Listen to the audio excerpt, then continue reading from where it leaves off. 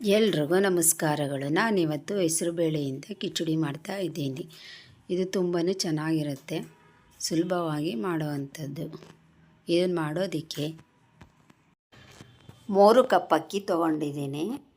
ಅದಕ್ಕೆ 1 ಕಪ್ಪಿನಷ್ಟು ಹೆಸರುಬೇಳೆ ಹಾಕ್ಕೊಂಡಿದ್ದೀನಿ. ಇದಿಷ್ಟನ್ನು ಹಾಕ್ಕೊಂಡು ಚೆನ್ನಾಗಿ ತೊಳ್ಕೊಬೇಕು. 2ರಿಂದ 3 ಸಲ ಇದನ್ನು ತೊಳ್ಕೊಬೇಕು. ನಾನು ಇದನ್ನು 2 ಸಲ ತೊಳ್ಕೊಂಡಿದ್ದೀನಿ.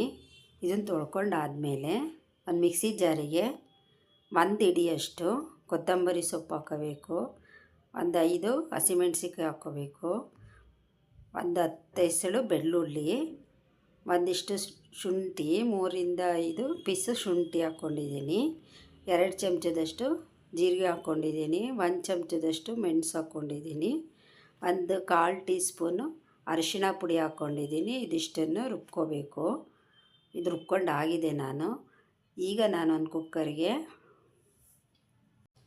50 ಗ್ರಾಮ್ನಷ್ಟು ಎಣ್ಣೆ ಹಾಕ್ಕೊಂಡಿದ್ದೀನಿ. ಅದು ಬಿಸಿ ಆದಮೇಲೆ 1 ಚಮಚ ಸಾಸಿವೆ, 1 ಈರುಳ್ಳಿನ ಹೆಚ್ಕೊಂಡಿರೋದನ್ನು ಹಾಕ್ಕೊಂಡಿದ್ದೀನಿ. ನಂತರ ಕರ್ಬೇವಿನ ಸೊಪ್ಪು ಹಾಕ್ಕೊಂಡು ಇದನ್ನು ಚೆನ್ನಾಗಿ ಫ್ರೈ ಮಾಡ್ಕೊಂಡಿದ್ದೀನಿ. ಫ್ರೈ ಆದಮೇಲೆ ರುಬ್ಬಿಟ್ಕೊಂಡಿರ್ತೀವಲ್ಲ ಮಸಾಲೆನ, ಅದನ್ನು ಹಾಕ್ಕೊಂಡು ಹಸಿ ಘಾಟು ಹೋಗೋವರೆಗೂ ಅದನ್ನು ಚೆನ್ನಾಗಿ ಫ್ರೈ ಮಾಡ್ಕೋಬೇಕು. ಸ್ವಲ್ಪ ಹಸಿ ಘಾಟು ಹೋಗಬೇಕು. ಹಸಿ ಘಾಟು ಹೋಗಿ ಒಂದು ಸ್ವಲ್ಪ ಎಣ್ಣೆ ಬಿಟ್ಕೊಂಡ್ಮೇಲೆ ನಾವು ತೊಳೆದಿಟ್ಕೊಂಡಿರೋ ಅಕ್ಕಿನ, ಹೆಸರುಬೇಳೆ ಮತ್ತು ಅಕ್ಕಿನ ಹಾಕ್ಕೋಬೇಕು. ಈ ಮಸಾಲೆಯಲ್ಲಿ ಅಕ್ಕಿನ ಚೆನ್ನಾಗಿ ಫ್ರೈ ಮಾಡ್ಕೋಬೇಕು. ಇದು ಫ್ರೈ ಆದಮೇಲೆ ನಾನು ಕುದಿಸಿ ಇಟ್ಕೊಂಡಿರೋ ನೀರನ್ನು ಸೇರಿಸ್ತಾ ಇದ್ದೀನಿ. ಇದು ಸೇರಿಸಿ ಕುದಿ ಬಂದಾದಮೇಲೆ ಅದಕ್ಕೆ ಎಷ್ಟು ಬೇಕಷ್ಟು ಉಪ್ಪನ್ನು ನಾನು ಸೇರಿಸ್ಕೊತಾ ಇದ್ದೀನಿ. ಅಕ್ಕಿ ಮತ್ತು ಬೇಳೆ, ಹೆಸರುಬೇಳೆ 2ರಷ್ಟು ನಾನು ನೀರನ್ನು ಇಲ್ಲಿ ಸೇರಿಸ್ಕೊಂಡಿದ್ದೀನಿ. ಬೇಕು ಅಂದರೆ ನೀರನ್ನು ಸೇರಿಸ್ಕೋಬೋದು. ನಾನು ಸ್ವಲ್ಪ 1/4 ಕಪ್ಪಿನಷ್ಟು ಕಾಯಿ ತುರಿನ ಇಲ್ಲಿ ಸೇರಿಸ್ತಾ ಇದ್ದೀನಿ. ಹಾಕ್ಬಿಟ್ಟು ಎಲ್ಲನೂ ಚೆನ್ನಾಗಿ ಮಿಕ್ಸ್ ಮಾಡ್ಕೋಬೇಕು.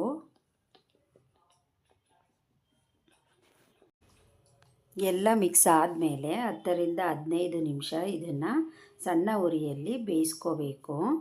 ಈಗಿದು ಆಗಿದೆ, ಬೇಯಿಸ್ಕೊಂಡು ಆಗಿದೆ. ಇದನ್ನು ಚೆನ್ನಾಗಿ ಬಂದಿದೆ.